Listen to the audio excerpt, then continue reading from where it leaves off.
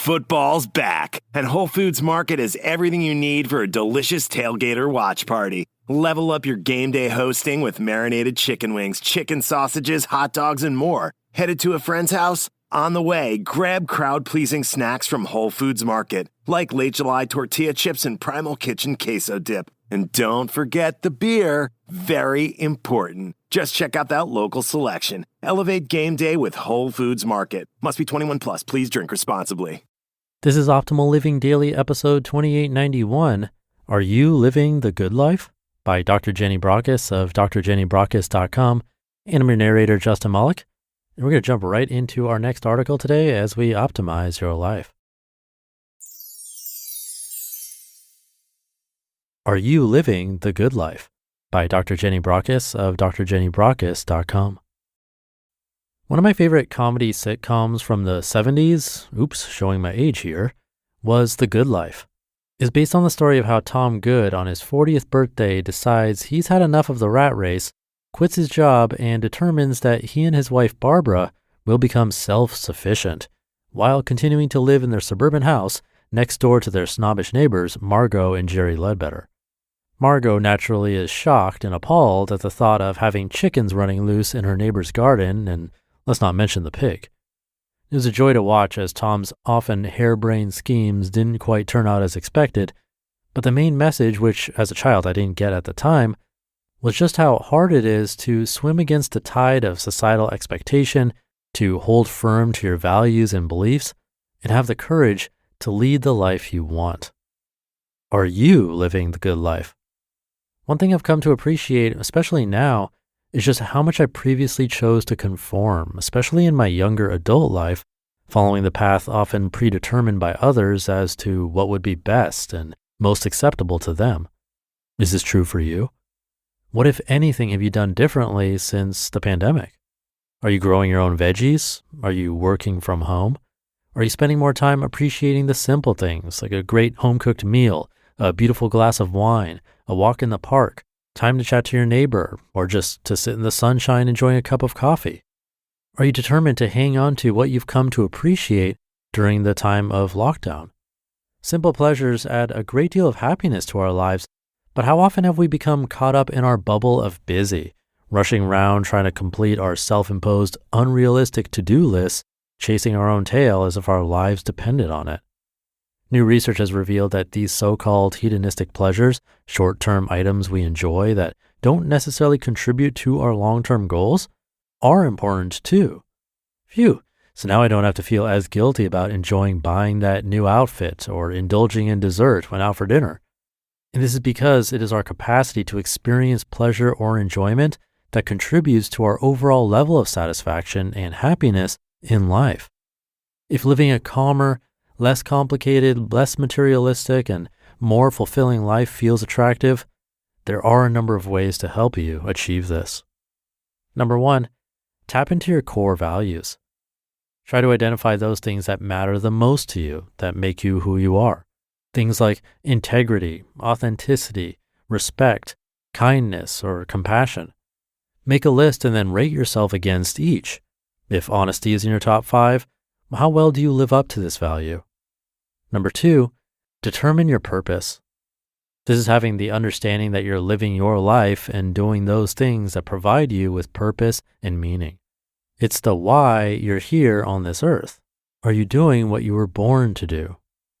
Number 3, give yourself permission to stick to your non-negotiables. When it comes to lifestyle, you get to choose.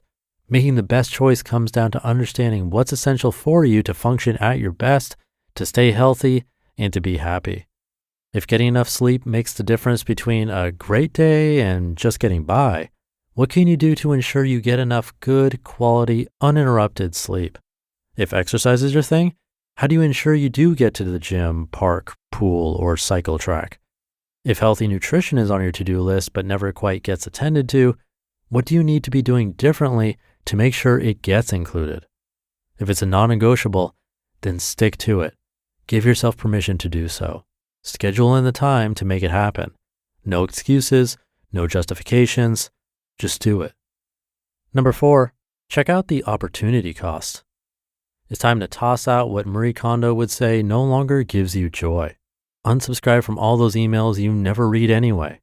Practice saying no more often to events that bore you, clients who are a pain in the proverbials, and people who drain your energy. This frees you up to say yes to what you find exciting, challenging, and fun, and sustains your courage to do things your way. And number 5, start as you mean to finish. It's time to draw a line in the sand. You're ready to live the good life, and that means taking action. Cultivating a good life is like putting in that veggie patch. It's important to get the area well prepared first, adding in some soil conditioner or manure, ensuring you've got good drainage, and an idea of how you're going to control for pests. Then the fun starts with selecting what you want to grow first. Happiness, time in nature, trust. It's important, of course, not to overcrowd those delicate seedlings. They need space and careful watering. Starting small and taking the time to establish incremental positive change will keep your garden healthy, productive, and sustainable. You just listened to the post titled, "Are You Living the Good Life?" by Dr. Jenny Brockis of drjennybrockis.com. Football's back, and Whole Foods Market is everything you need for a delicious tailgate or watch party. Level up your game day hosting with marinated chicken wings, chicken sausages, hot dogs, and more. Headed to a friend's house? On the way, grab crowd-pleasing snacks from Whole Foods Market, like Late July tortilla chips and Primal Kitchen queso dip. And don't forget the beer. Very important. Just check out that local selection. Elevate game day with Whole Foods Market. Must be 21 plus. Please drink responsibly. Thank you to Dr. Brockis. There's a good note there to remember. She said, "It is our capacity to experience pleasure or enjoyment that contributes to our overall level of satisfaction and happiness in life." So it's important to have a little daily dose of happiness, something small and short-term that might not add to our long-term goals, but brings us a little bit of pleasure, maybe even anticipation. We often get hung up on only building good habits and trying to eliminate the bad, and then we forget about how these tiny things actually add up too. And it could possibly go against words we hear on this show, sometimes when I do those Minimalist Monday episodes especially, which isn't the case today. Like she said, maybe buying that outfit is that little thing for today that you looked forward to and then finally got. Now, all that said, it's not an excuse to eat a pizza yourself and a slice of cake every single day and say that that's your daily dose of happiness, because there are definitely healthier ways to find that. But if it's been a while, you can afford it, and it's not going to set your other goals back, it seems like it could be a good decision to make. We just have to be able to tell the difference and make the best possible choices for ourselves. So make those choices today. Have a great start to your week if you're listening in real time, and I'll see you tomorrow, where your optimal life awaits.